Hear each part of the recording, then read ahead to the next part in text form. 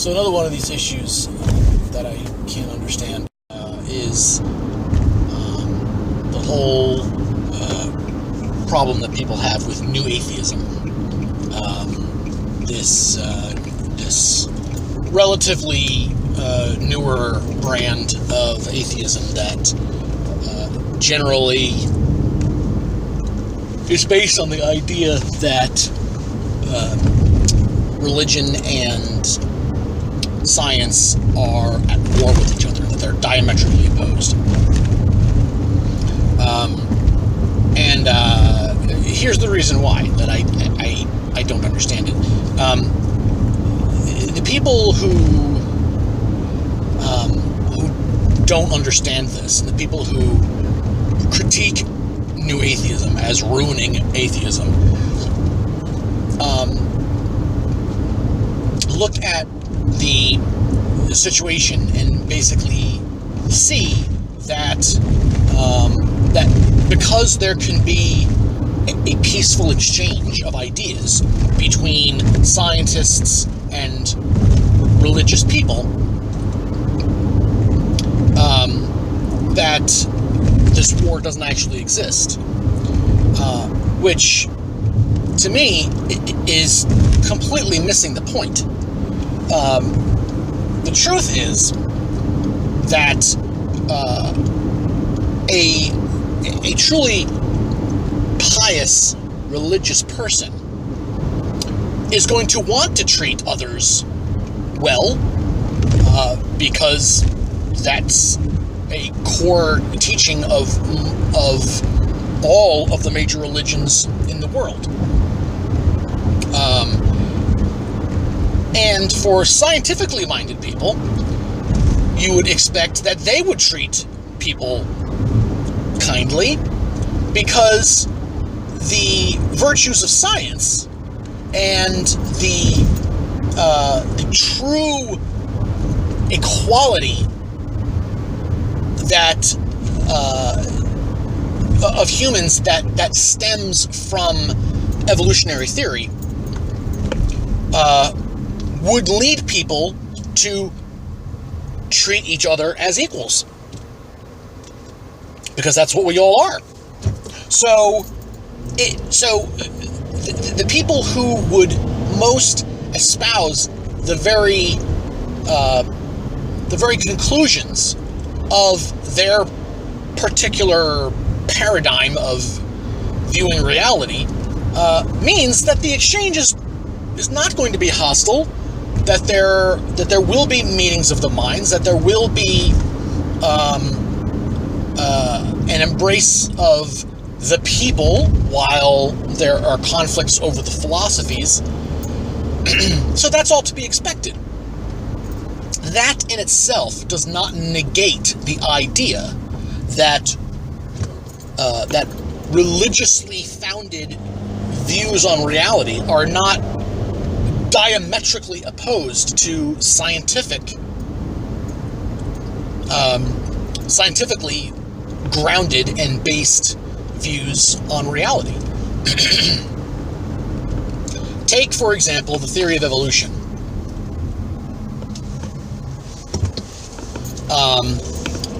The theory of evolution states that that human beings are a product of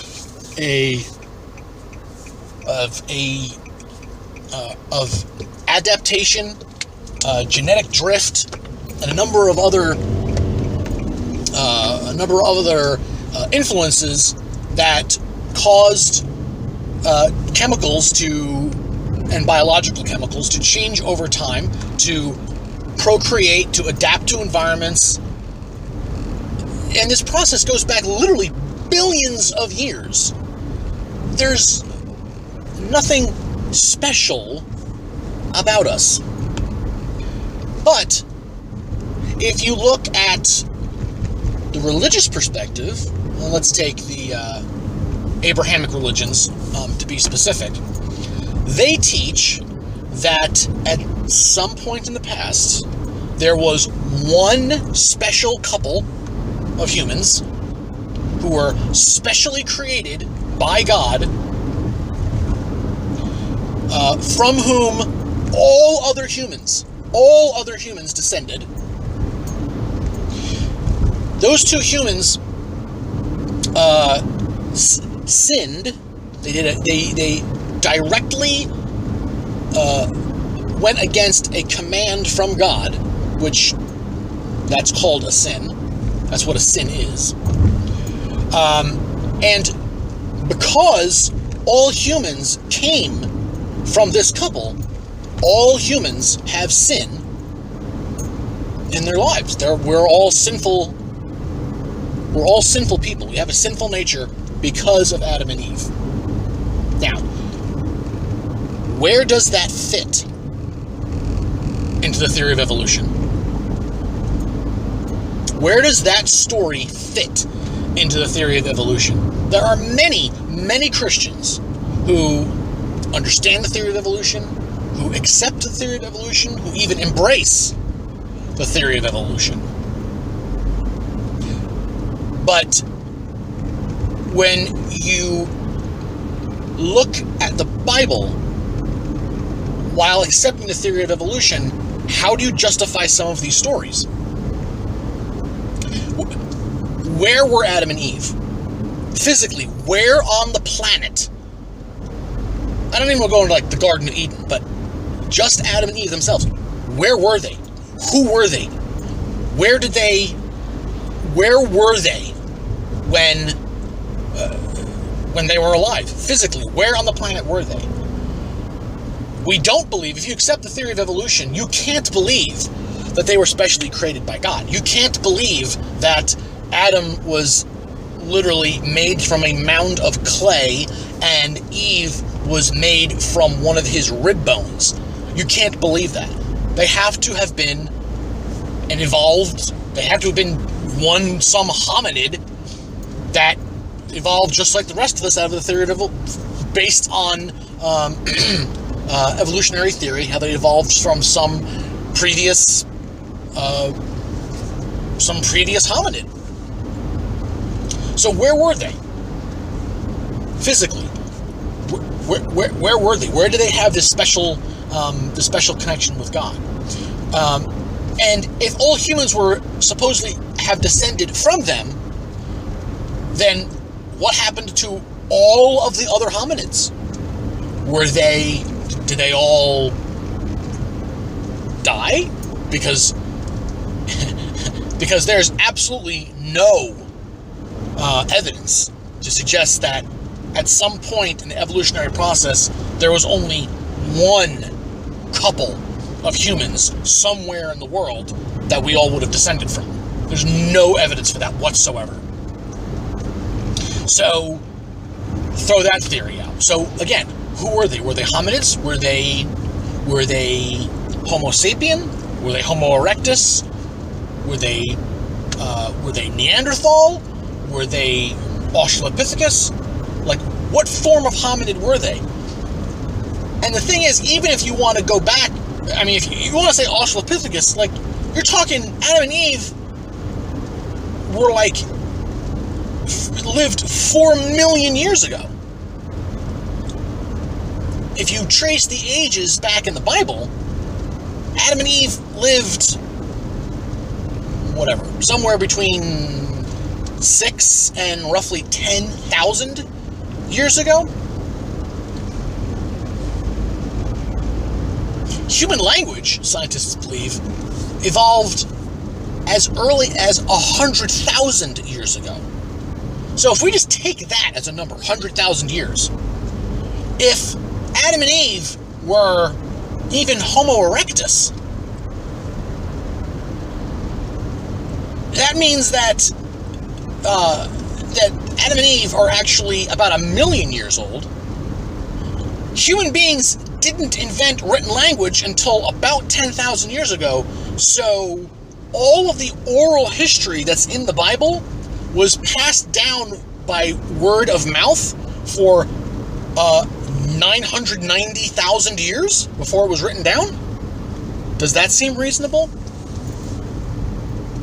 given the fact that spoken language is also nowhere near 100,000 years old, so the oral tradition of these stories was not passed down verbally for 900,000 years. It was passed down by grunts and groans of a proto-language. How would a proto-language possibly capture the richness and the detail of the stories that are in the book of Genesis? It's completely irrational to believe that. So, again, where does the story come from? The story of creation, as in Genesis, is one of the two foundational beliefs of, or at least for Christianity, it's one of the two foundational beliefs of Christianity. You have to believe that God exists. You have to believe that Adam and Eve were real people. You have to believe that Adam and Eve sinned. You have to believe that that sin is something that, however you want to say, offends God, such that human beings should be punished for it. And you have to believe that the only way to get around that due punishment for the sinful nature of human beings was the death and resurrection of Jesus Christ. Those are the most fundamental beliefs in all of Christianity. Well, if you throw out the creation story because it makes absolutely no sense in light of evolution, then where do you go with your Christianity? If Adam and Eve didn't exist as individual people and they did not introduce sin into the world, then why would Jesus have had to come to die in the first place? Why would God have to become man and sacrifice himself for the sins of humans when sins didn't exist, when there was no one human from which all human beings are descended who violated God's order? The whole concept of Christ's death, the whole reason for Christ's death, evaporates. And you can't go make the argument, oh, well, you know, the story of Genesis is just allegory. You can't argue that it's allegory. Someone died. Jesus was crucified and came back to life because of the reality of sin. It's not an allegory. So, looking at it just from that example, and I can go into others, but just from that example alone, yes, religion is very much at war with science. Because when you accept reality from a scientific perspective, it destroys some of the most fundamental beliefs of religion.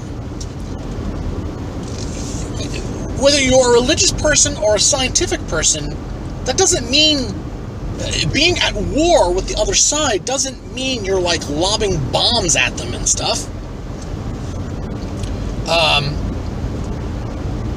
But that doesn't mean that the